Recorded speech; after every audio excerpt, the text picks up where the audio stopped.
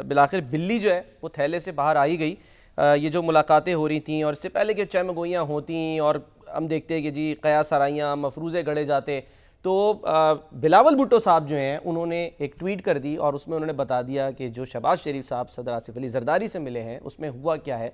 उसमें बेसिकली 27वीं तरमीम की बात की गई है और ये कहा गया कि जी 27वीं तरमीम जो है उस पर पीपल्स पार्टी हुकूमत का साथ दे। यही महीना था पिछले साल 2024 जब अक्टूबर के महीने में जो है वो 26वीं तरमीम सेनेट और फिर कौमी असम्बली से जो है वो मंजूर हुई थी। लेकिन अब ये कहा जा रहा है कि जो पीपल्स पार्टी है उसका CEC का इजलास 6 नवंबर को तलब कर लिया गया है। सदर मुमलिकत जो है वो उस वक्त तक दोहा से वापस आ जाएंगे तो फिर उसमें ये फैसला होगा। बहरहाल अब जो जिक्र हो रहा है इसमें जो बिलावल भुट्टो साहब ने ट्वीट किया है उसमें उन्होंने कुछ जो बातें बताई हैं कि क्या कुछ उसमें जो है वो सोचा जा रहा है तरमीम से मुतालिक। उसमें आर्टिकल 160 है, आर्टिकल 160 3A 3B ये जो है NFC अवार्ड में तब्दीली से मुतालिक है।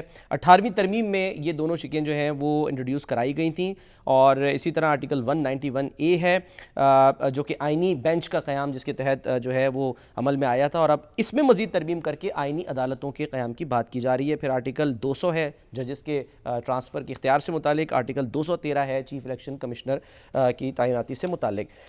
मैं ज़रा जानना चाहूँगा न्याय साहब आपसे सर कि एक साल के अंदर ऐसा क्या हो गया, ऐसे क्या नामुकम्मल एजेंडा था जो कि 26वीं तरमीम जो कि अभी इस वक्त जिसके खिलाफ यानी एक मामला अदालत में भी चल रहा है आइनी बेंच के सामने, तो 27वीं तरमीम जो है उसकी ज़रूरत पेश आ गई। न्याजी साहब, मैं तो समझता हूँ ये बदकिस्मती है कि आपकी जो भी झूठी सच्ची एक सियासी हुकूमत कायम है तो उसको भी अपना भरम रखना चाहिए और ऐसी तरह मीम से इज्तनाब करना चाहिए।